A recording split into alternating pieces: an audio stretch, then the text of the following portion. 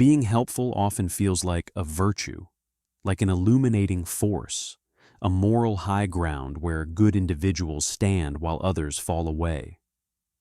From a young age, you were taught that to be good is to give selflessly, serve others, accommodate their needs, sacrifice your time, show kindness, generosity, and understanding. And the more you help, the more esteemed and virtuous you are perceived to be. Yet here lies an unsettling truth that few are willing to confront. Being endlessly helpful is one of the quickest ways to lose your power. Powerlessness cloaked as goodness is not virtue. It's a trap. Centuries ago, Machiavelli unearthed something that still unsettles people today.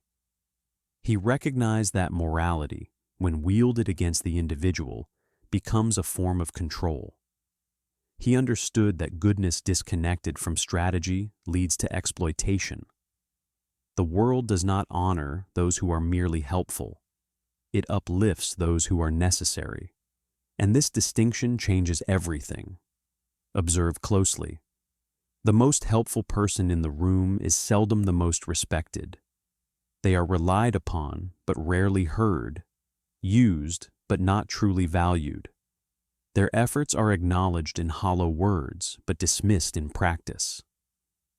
Their reward often comes packaged as future appreciation, a token of gratitude that never materializes. Despite this, they persist, guided by deeply ingrained lessons that rejecting others is selfish, setting boundaries is unkind, and focusing on oneself is immoral. This pattern is no accident. It's learned behavior. The goodness trap sets itself up gradually. You begin helping because it feels good, even fulfilling. At first, people thank you, and their gratitude fuels your actions. But over time, appreciation wanes and mutates into expectation. Your willingness to help becomes presumed. Your availability taken for granted. Your time no longer your own. Then comes the critical moment, when you hesitate or begin withholding your endless favors. The facade shatters. Suddenly, you're not seen as kind anymore. You become labeled as selfish or unfeeling. You've changed, and thus the trap closes in around you. Machiavelli would argue that humans are not inherently evil, but opportunistic by nature. They take what is freely given and may even harbor resentment toward those who give it. The paradox of helpfulness is simple. The more you offer it, the less valuable it becomes. Scarcity creates value. Abundance fosters indifference. When you're constantly available and reliable, you fade into the background, invisible. But withdraw your presence or assistance, and suddenly, people take notice. Machiavelli's philosophy has often been misunderstood, with many accusing him of promoting cruelty for cruelty's sake. But his message was rooted in pragmatism rather than malice. He warned against blind idealism because unguarded goodness often crumbles in a world driven by competing interests. Human behavior is shaped less by moral purity and more by perceived benefit. Helping at no or great cost to yourself often goes unappreciated either way. The endlessly helpful person might be reluctant to admit it outwardly, but a quiet bitterness festers nonetheless. Each unnoticed effort, each silent response to their generosity, every thankless sacrifice nurtures a growing frustration. This bitterness doesn't empower. It corrodes from within. It transforms into self-doubt.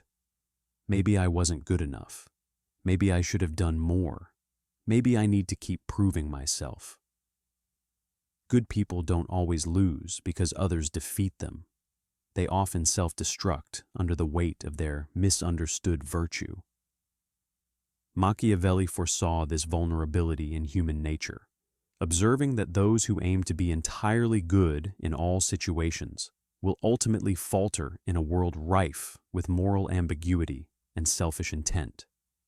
This isn't cynicism, it's realism. a reminder that the world isn't a sanctuary for ideals, but rather a landscape shaped by competing desires, ambitions, and fears. Marching into such a world armed with pure intentions but no defenses isn't an act of nobility. It's an act of folly. Being too helpful projects a specific signal that you prioritize others over yourself. It tells people you're someone they can lean on without much regard for your boundaries, that you'll tolerate inconvenience and disrespect for the sake of keeping peace.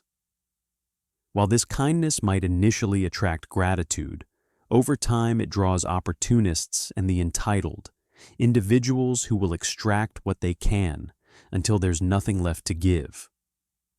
Notice how rarely help flows upward in relationships or hierarchies. Those in positions of power rarely reward loyalty with true advancement.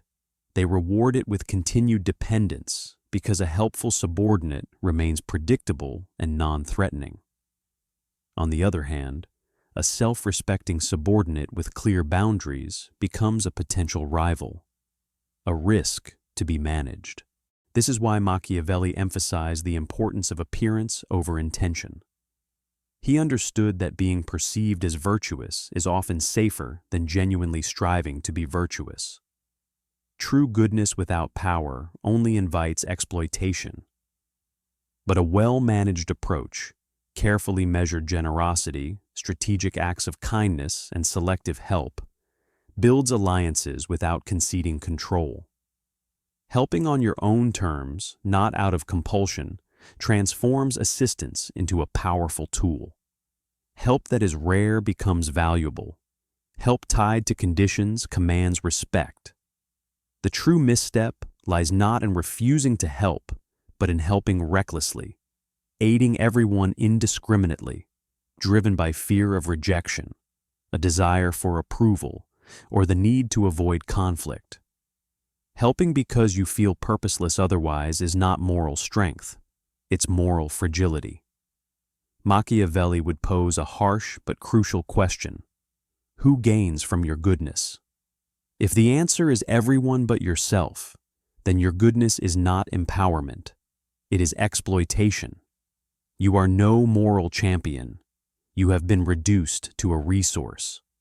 Consider how often people who help endlessly are told to wait for their turn, for their recognition, for their reward. Yet Machiavelli understood that patience is rarely rewarded in itself. It is not virtue, but decisiveness and power that command rewards. While you wait, others make moves. While you pour out your energy in service, others secure positions for themselves. While you give, others take credit. By the time you gain awareness of these dynamics, the hierarchy has already hardened, leaving you fixed in place. Too useful to lose, too agreeable to pose a threat, too good to command respect. The irony runs deep. The more you strive for love by being helpful, the more invisible you become. Genuine affection requires choice. Choice implies the possibility of absence. If you're always available, you're never truly chosen. You're simply expected. Machiavelli recognized this truth. Generosity without strength looks weak. Kindness without clear boundaries looks like subservience. And subservience invites domination. This isn't an argument for cruelty. Far from it. It's a call for discernment and intentionality. It is about acknowledging that your time, energy, and focus are precious resources. If you fail to manage them wisely, others will exploit them for their benefit at your cost. Machiavelli wouldn't ask you to stop helping others altogether. He would urge you to stop doing so thoughtlessly. It is crucial not to confuse sacrificing yourself with virtue or accept being exploited as your destiny. The allure of the goodness trap lies in its flattery of your ego. It convinces you that self-sacrifice makes you worthy, enduring quiet suffering makes you noble, and giving more means becoming more respectable. But Machiavelli saw through this deceit. Righteousness without power is merely vulnerability in disguise. And in a world that is biased toward dominance, vulnerability isn't protected, it's devoured.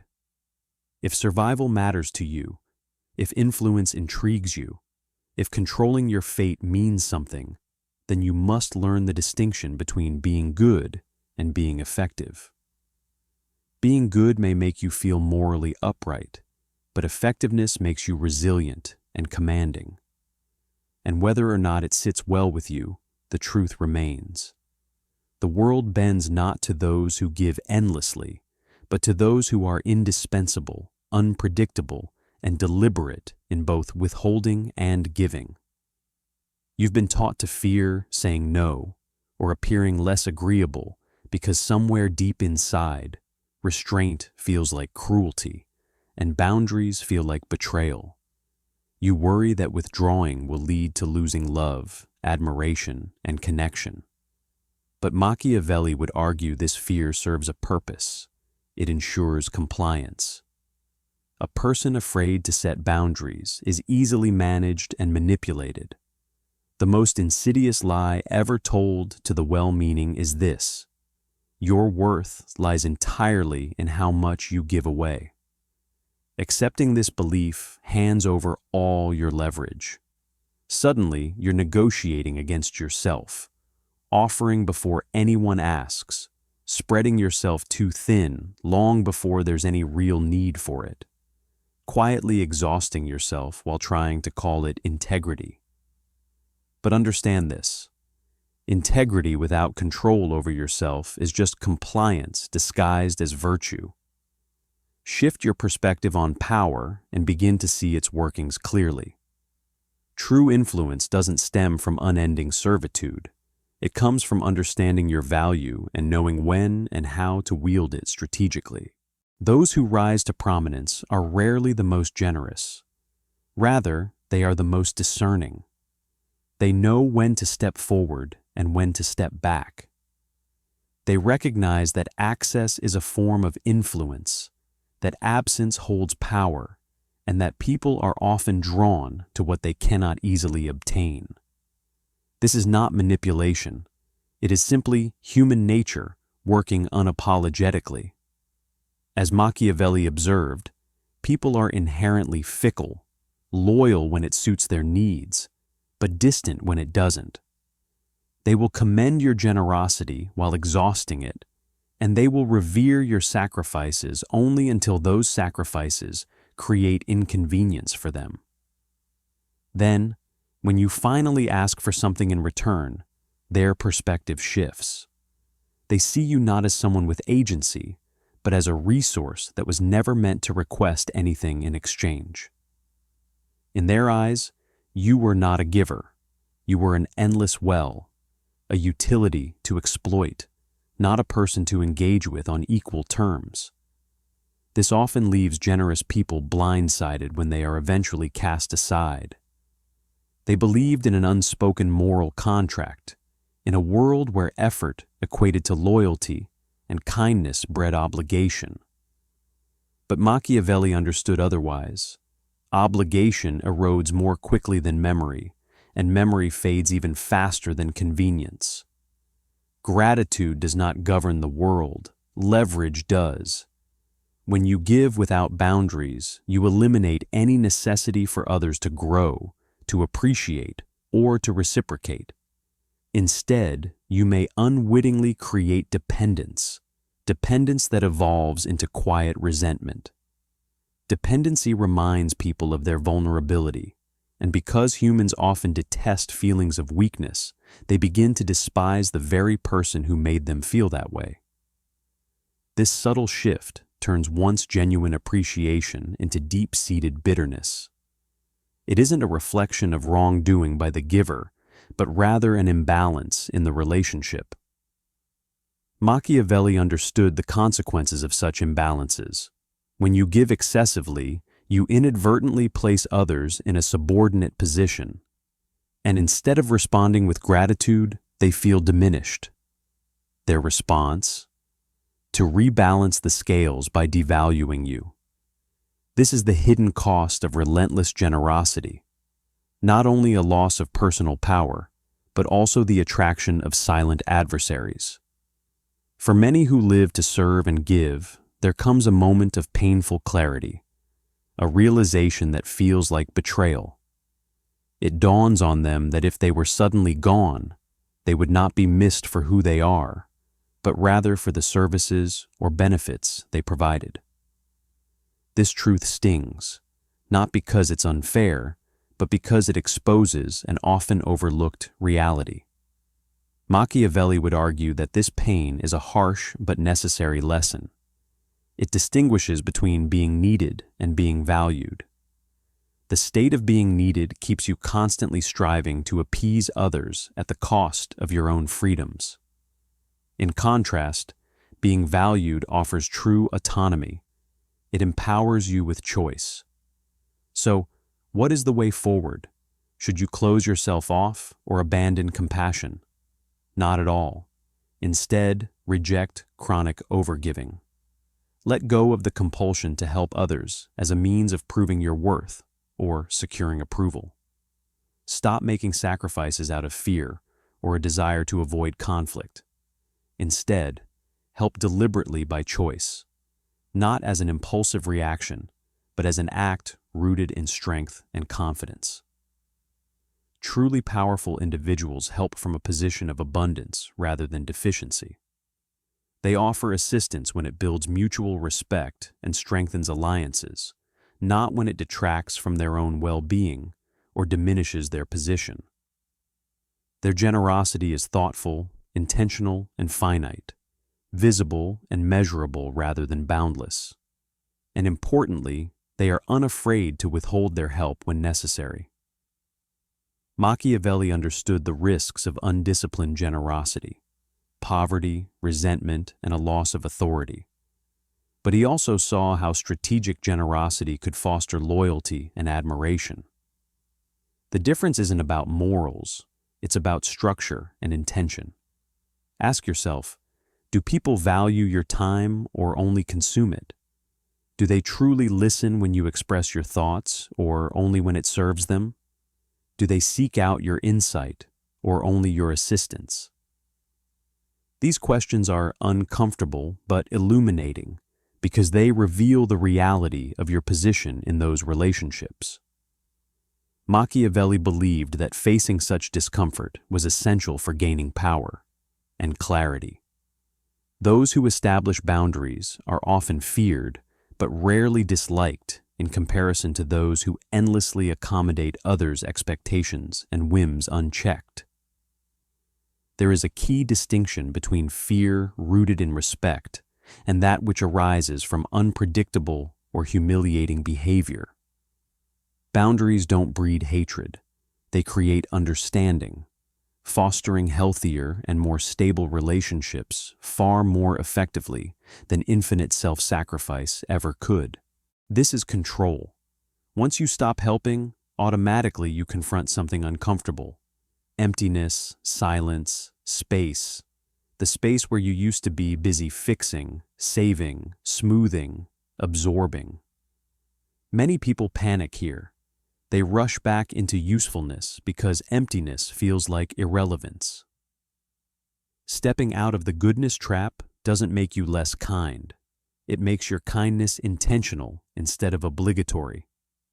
It shifts your perspective from seeking external validation to establishing internal balance.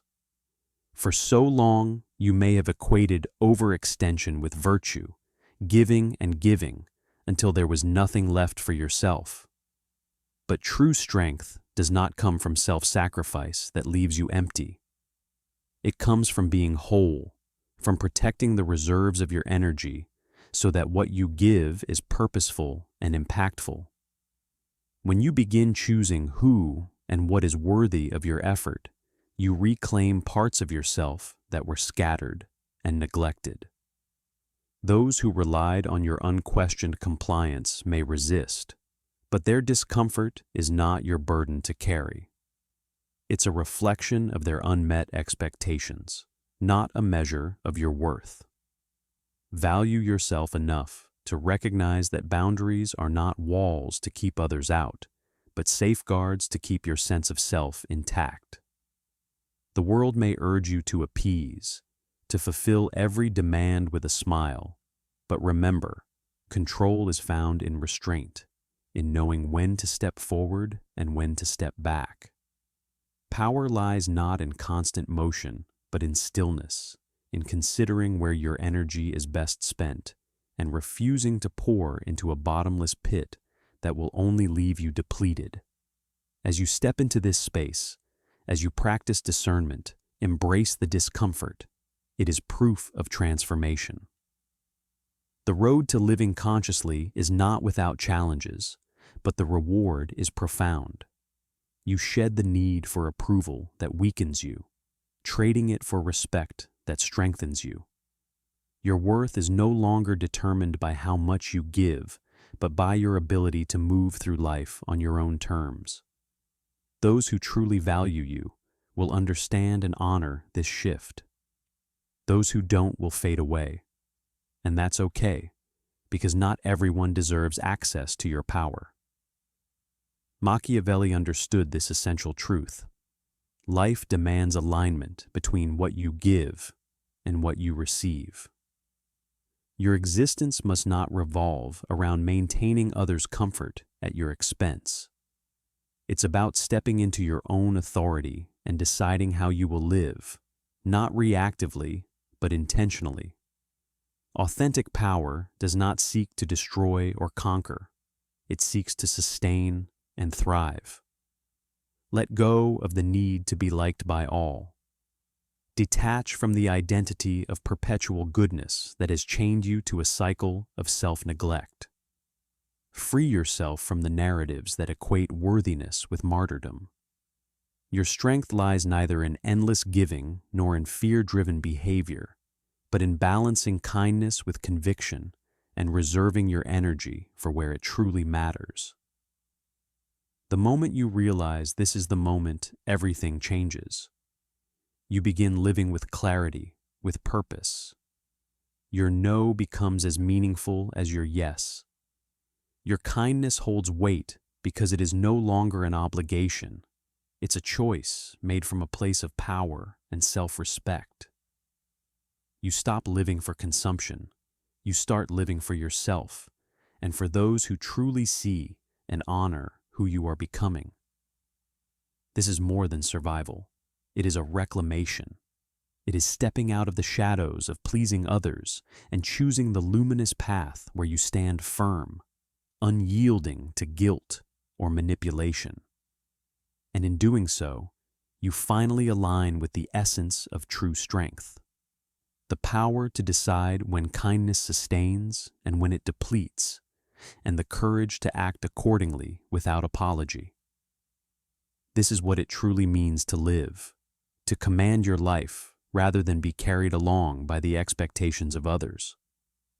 That true strength is not found in being endlessly good, but in being able to choose when goodness serves you and when it destroys you, and having the courage to act accordingly without guilt, without apology, without needing to be understood by those who benefited from your silence. Because the moment you step out of the goodness trap, you are no longer living to be consumed. You are living to command, and that changes